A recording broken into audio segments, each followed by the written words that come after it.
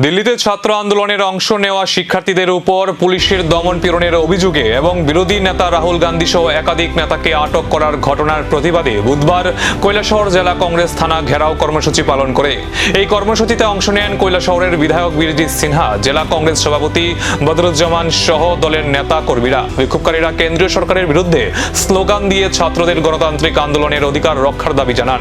বিধায়ক বীরজিৎ সিনহা অভিযোগ করেন, ছাত্রদের ন্যায্য দাবি উপেক্ষা করে সরকার দমনমূলক পদক্ষেপ নিচ্ছে, যা গণতান্ত্রিক মূল্যবোধের পরিপন্থী। বিক্ষোভকে ঘিরে কিছু সময় উত্তেজনাপূর্ণ পরিস্থিতি হলেও পুলিশের তৎপরতায় পরিস্থিতি নিয়ন্ত্রণে আসে বলে খবর।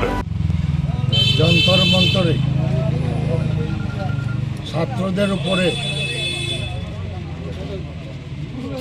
পুলিশি লাঠিচার্জ, তারই প্রতিবাদে সংসদের ভিতরে এবং সংসদের বাইরে প্রাইম মিনিস্টারের বাসভবনের সামনে রাহুল গান্ধীর নেতৃত্বে বিক্ষোভ হয়েছে।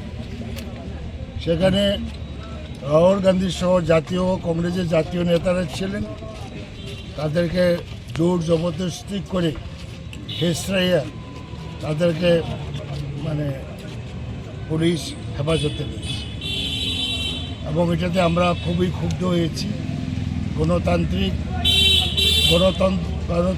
দেশে গণতান্ত্রিক আন্দোলন করাটা সাংবিধানিক স্বীকৃত এবং দেশের মধ্যে প্রধানমন্ত্রী নরেন্দ্র মোদীর নেতৃত্বে একটা অপশাসন চলছে। দেশের কোটি কোটি ছাত্র যুবকরা আজকে সরকারের বিরুদ্ধে ফেটে উঠেছে। আর আপনারা দেখেছেন বারে বারে, একবার নয়, টেট পরীক্ষা প্রশ্ন ফাঁস হয়েছে বারে বারে, একবার নয়, দুইবার নয়। এবং কেন্দ্রের যে শিক্ষামন্ত্রী তার পদত্যাগ চেয়েছে ছাত্ররা, কংগ্রেসও চাইছে এবং পদত্যাগ করে না, নির্লজ্জভাবে রয়েছে। ওটাতে সারা দেশের মানুষের মনে একটা ক্ষোভ জন্মেছে। গায়ে জুড়ে যে মিনিস্টারের আমলে তার দপ্তরে বারে বারে ইম্পর্টেন্ট পরীক্ষার প্রশ্ন পাস হয় এবং বহু ছাত্রছাত্রী। এই প্রতিবাদের পর প্রশাসন বা কেন্দ্রের পক্ষে কি প্রতিক্রিয়া আসে, এখন সেদিকেই নজর।